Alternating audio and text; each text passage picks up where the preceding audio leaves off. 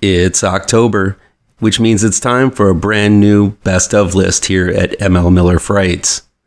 I know a lot of you have followed along this list through the last 14 years that I've been doing this, and I'm humbled and grateful for that.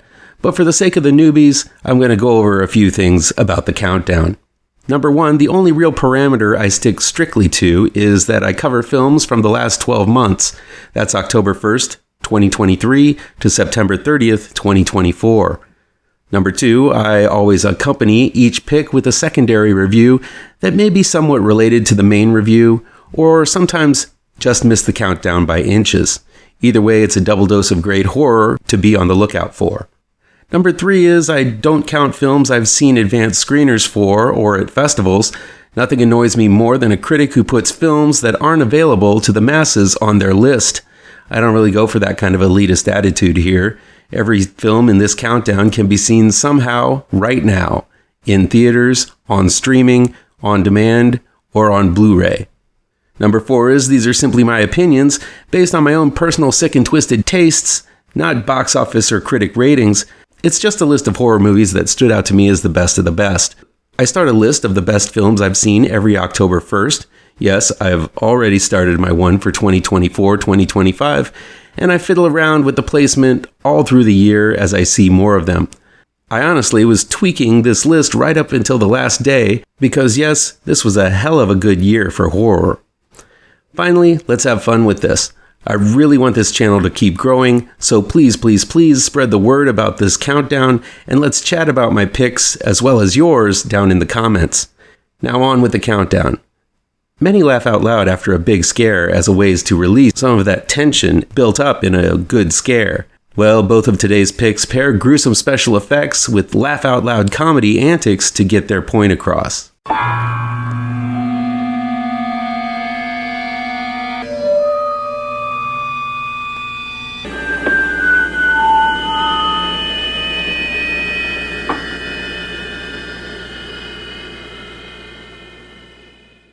So here we go with the countdown, starting with number 31, Here for Blood. It was released on February 9th, 2024, and is streaming on Screambox from Cineverse and Bloody Disgusting.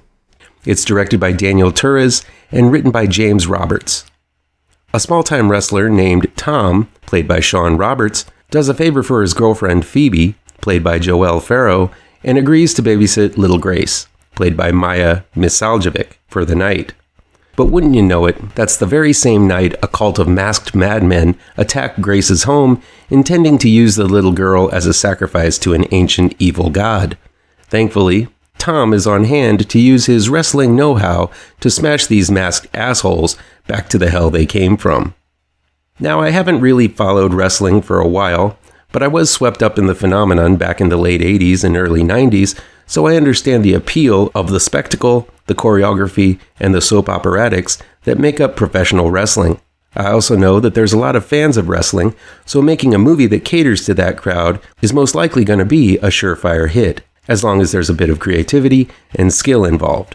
Luckily, Here for Blood is oozing with all of that stuff that makes for a good old gory time, beginning with its star, Sean Roberts. Now, not knowing wrestling, I don't know if Roberts has done his own time in the ring, or if this is just a performance, but Roberts fits the bill either way. The guy is a walking flexed muscle, and while there are plenty of meatheads out there who can look the part, Roberts also has some truly outstanding comic timing, acting chops, and most importantly, charm to make this leading role one for the books. Roberts has had small roles, notably the Sasquatch movie Feed the Gods, a bit part in the first X-Men movie, and a more prominent role in the Resident Evil series. But it seems he has bulked up even more, making him a leading man unlike few others in the industry right now. And Here for Blood might just be the movie that elevates him to another level. Roberts is personable and downright hilarious as Tom, a good-intentioned knucklehead who doesn't want to be in this situation, but is willing to body slam, suplex, and clothesline his way through a gang of devil-worshipping cultists to save his girlfriend and the little girl he's babysitting. Imagine Ash on steroids, and I think you'll get the idea of the type of story this is. Here for Blood is bawdy, goofy fun. It's semi-self-aware, as everyone pretty much accepts the fact that demons and zombies exist pretty quickly, but that's only to keep the momentum going, as this one never lets up on the laughs, the blood, and the mayhem for a second from beginning to end. Tom is given a gauntlet to run, as these cultists each have their own distinct looks, attitudes, and way of fighting. Some of them are even bigger than Tom in the muscle department, and that ain't no easy order to fill. Sure, it's a simple premise. Have the cultists take on Tom one by one until he gets to the big boss, but it's the humor and gore that makes this well-tread premise such a blast. The practical effects that Here for Blood is decked from head to toe with are great as well. From exploding heads to faces grilled on an oven to talking skulls, voiced by Twisted Sister frontman Dee Snider himself, Here for Blood maps out an entire mythology of otherworldly menaces filled with distinct and kooky man monsters, all of whom feel the mighty elbow and jack slaps of our hero. I loved every gory, goppy second, as this film feels as if there was a lot of hard work put into the creation and realization of these monstrous effects. This feels like a passion project from head to toe. In a day and age where anything even slightly manly is deemed toxic and inappropriate, we need a movie like Here for Blood. Yes, this is technically a guy's movie, but there's absolutely nothing wrong with that, and for the ladies, I'm sure Robert's muscles will be fun to gander at as well, so you can watch this with your significant other, and it'll all be okay. The ending promises more Here for Blood, and I'm hoping that happens, as horror needs its own Dwayne Johnson, and Sean Roberts just might be it. If you appreciate the madcap fun of wrestling and wished there were more exploding heads and demons in the ring, Here for Blood is a top contender. And let's keep the laughs going with today's secondary pick, Destroy All Neighbors. Destroy All Neighbors was released on January 12th, 2024, and is streaming on Shudder. It's directed by Josh Forbes and written by Mike Benner, Jared Logan, and Charles A. Piper. A struggling sound technician named William, played by Jonah Ray, dreams of completing his progressive rock album and has been working on it for over a decade. When a noisy neighbor named Vlad, played by Alex Winter under heavy makeup, moves in next door, William's hope for completing his much-delayed album seem more distant than ever. While his girlfriend Emily, played by Kieran Diol, is getting more fed up by the day. William is losing his own mind due to the constant racket, but when William gathers the nerve to go over and confront his neighbor, it's the beginning of the end for his sanity as well as any normalcy in his life. While many seem to look back on the 90s as a wasteland for creativity, there were some wonderful horror gems that came out of that era.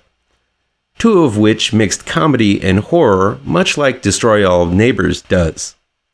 One of them is Freaked, which starred and was directed by one of Destroy All Neighbors cast members, Alex Winter. Most will recognize Winter from his work with Keanu Reeves in Bill and Ted's Excellent Adventures and its sequels, or maybe his role as one of the teen vampires in The Lost Boys. But much like his 1991 The Idiot Box series, which only lasted a season unfortunately on MTV, Winter had an irreverent and over-the-top comedy style that crossed over into his monster epic Freaked. It was frantic and all over the place, and while Winter seemed to only have produced and starred in Destroy All Neighbors, the breakneck pace and uncageable creativity makes it feel like a soul sibling to Freaked, or at least an inbred cousin. The second film Destroy All Neighbors reminded me of was another irreverent and offbeat descent into madness gem called The Vagrant, starring Bill Paxton, about a homeless person who drives a mild-mannered man insane and ruins his life. Both The Vagrant and Destroy All Neighbors share the same plot, yet Destroy All Neighbors goes quite a few steps further into the abyss of insanity. They would make a wonderful double feature. Add in Freaked, and you've got one winner of a triple play. But naming movies this film reminded me of is doing Destroy All Neighbors a disservice, as it's an imaginative and hyperactive film on its own. Through vivid imagery, over-the-top practical gore effects, and rapid-speed camera work, this movie never lets up and leaves no moment to catch one's breath. And while comedy is always subjective, I found it to work for me most of the time.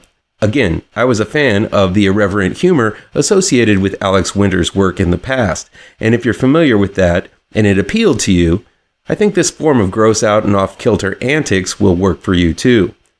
Still, those who like a more straightforward method of setting up jokes with a more predictable delivery are going to find things a bit too frantic and random. Destroy All Neighbors definitely exists in its own distinct and kooky world where madness is something very familiar. The cast is really what makes this one so good. I first saw Jonah Ray in the recent Satanic Hispanics anthology, and his performance was a true standout, offering up a manic performance being the straight guy reacting to all of the craziness around him. That's pretty much the same role he plays in Destroy All Neighbors, but he still has a likability and is given quite a depthy character to work with. Kind of like a Jimmy Stewart lovable loser kind of character. Having many unfinished projects in my life that are still taking shape, I understand the main conflict Ray's character goes through as he attempts to finish his prog rock album. The other standout, of course, is Alex Winter, who gives an animated and over-the-top performance as Vlad, the noisy neighbor from hell. Under heavy prosthetics, Winters goes full maniac with this role. And once that gore occurs, Winters really lets loose. Destroy All Neighbors also has quite a few cameos worth noting. That's comedian Kumail Nanjiani in a very small role. Reno 9/11's Tom Lennon plays William's boss and has a bigger role. But this ensemble cast of weirdos and misfits really do make for a unique and, most importantly, fun ride. Finally, the effects, which appear to be mostly practical, are a marvel to look at. From animated intestines that play the drums to charred talking corpses, this film had this former Fangoria addict pleased as punch. Things are goppy and gross and in your face, and much like Bruce Campbell did in Evil Dead 2, Jonah Ray takes all of this hilarious grue seriously and reacts comically, yet still realistically, to all the wet, gory madness. Destroy All Neighbors has a few pacing problems. William goes from zero to furious with all the noise in what seems to be one night, and his girlfriend Emily's decision to leave him also seems rushed. But all of this has to happen to get the story rolling, so I'm willing to look over it, as it only makes the getting to the good, goofy, and gory stuff all the quicker. Director Josh Forbes helped produce the truly disturbing film Decay, as well as directed the ultra-grody Contracted Phase 2. None of them match the tone of Destroy All Neighbors, but he still shows a skill at managing the tender balance between comedy, horror, and heart. But helping him out with the comedy are writers Mike Benner from Bob's Burgers, Jared Logan from The Late Show with James Corden, and Charles A. Piper, who has written and directed a bunch of short films himself. This combination of writers and directors worked wonders, and if you're looking for off-the-cuff comedy that isn't afraid to churn the stomach and paint the walls red, Destroy All Neighbors is it. It blends horror and comedy seamlessly, and even has an ending that made me feel somewhat uplifted by the time the credits rolled. Once again and always, feel free to agree, disagree, or how about you play along at home and give me your own picks for your favorite horror movies. It's October, so let's talk horror. Come back tomorrow for the next level in the Best in Horror Countdown. Be sure to hit all of those pertinent bells and whistles down below, and you'll never miss a post. Happy Halloween, folks.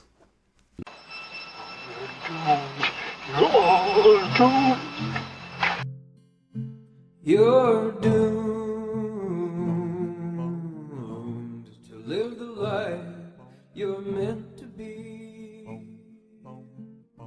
Stuck inside your